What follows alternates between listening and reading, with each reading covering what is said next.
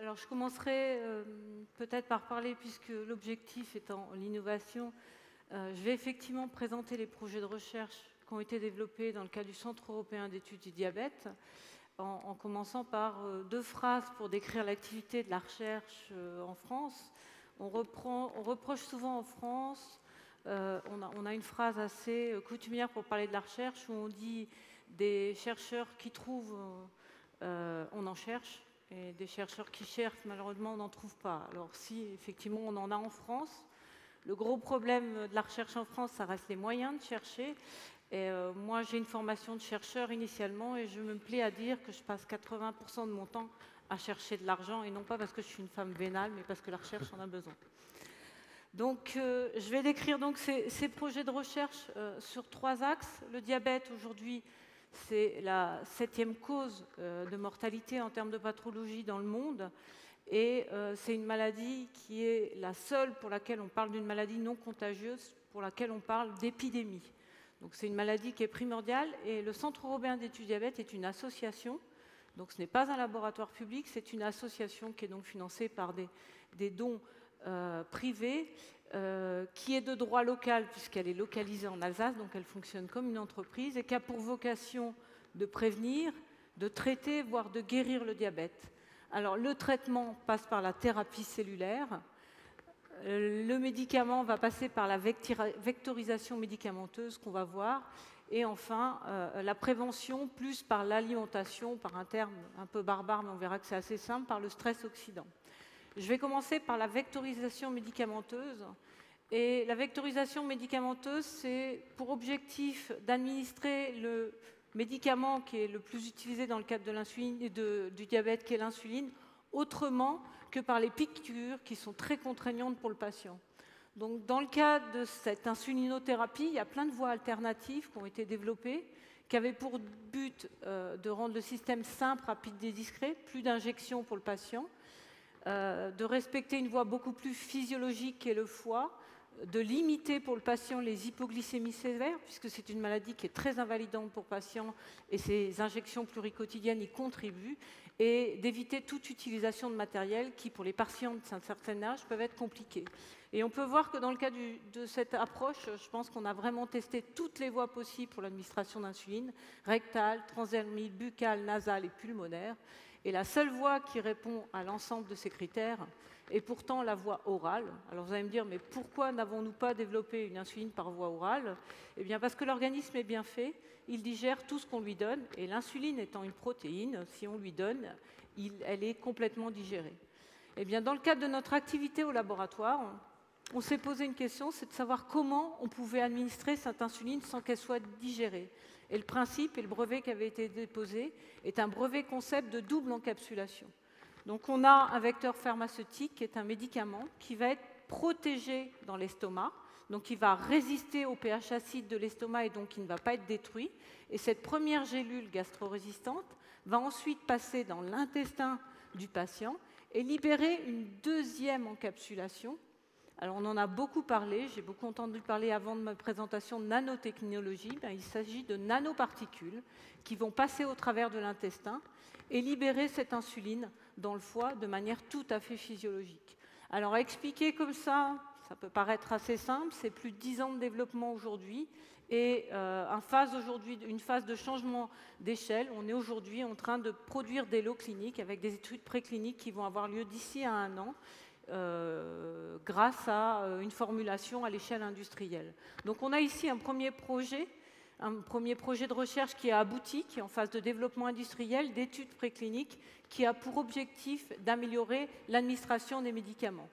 Le deuxième projet, c'est le stress oxydant. Alors on va voir ce que c'est. Le stress oxydant, de manière assez simple, c'est de pouvoir expliquer pourquoi il y a autant de diabète et de pouvoir prévenir le diabète. Alors pour ça, on a essayé d'administrer différentes formes d'alimentation dans le cadre de nos études au laboratoire. Donc donner de l'alimentation à l'alimentation de gauche tout à fait naturelle, de l'alimentation riche en soda ou de l'alimentation riche en graisse, mais dans lequel on va administrer de l'eau. Et puis le groupe des vainqueurs, c'est celui qui a eu le droit à avoir le soda et en même temps la nourriture riche en graisse. Et on a regardé ce qui se passait chez nos animaux.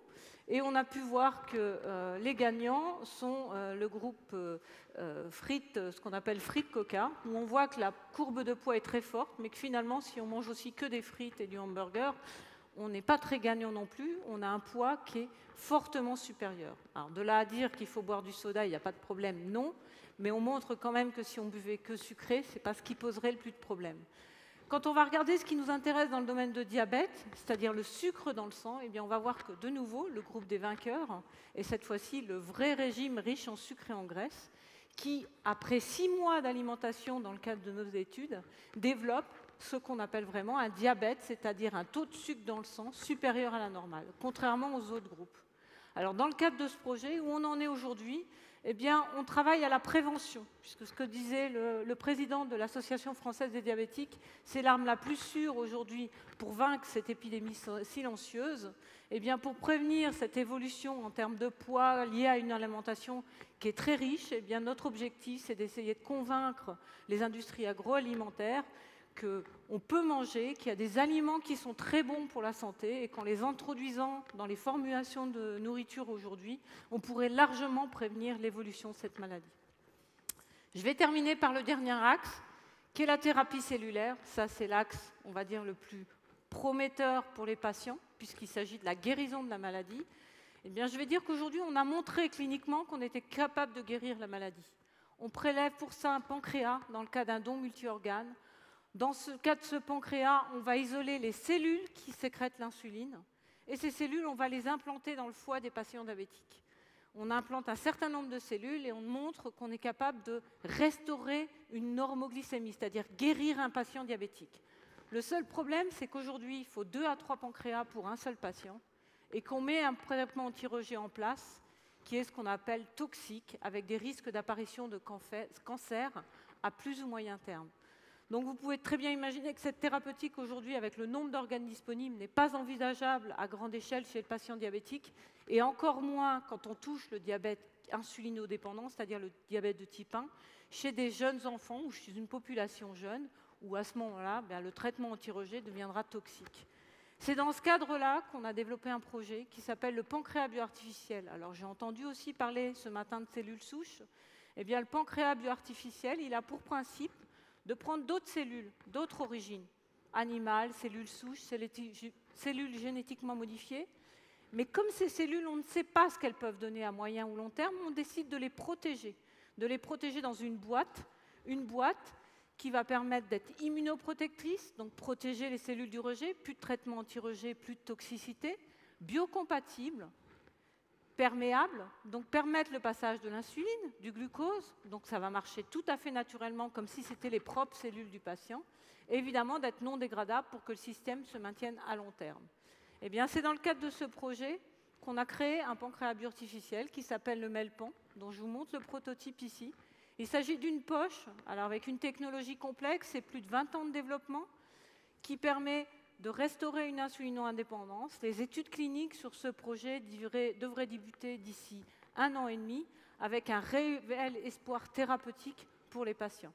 Ce projet donc, a été à l'origine de la création d'une start-up d'Efimed, qui a pour objectif donc, de développer et de commercialiser ces dispositifs médicaux, avec une problématique majeure qui a été à l'origine de la création de cette start-up, c'est d'avoir les fonds nécessaires pour aller vers ces études cliniques. Parce qu'avant de faire des études cliniques, il faut faire des études précliniques. Et c'est un budget à peu près de plus de 2 millions d'euros sur un dispositif médical dont la réglementation a changé. On a récemment encore entendu cette semaine parler des prothèses PIP. La réglementation des dispositifs médicaux change et donc tout ce qui est nécessaire pour ça coûte très cher. Je terminerai donc par vous présenter l'équipe, parce que dans la recherche, on n'est jamais seul. On a une équipe.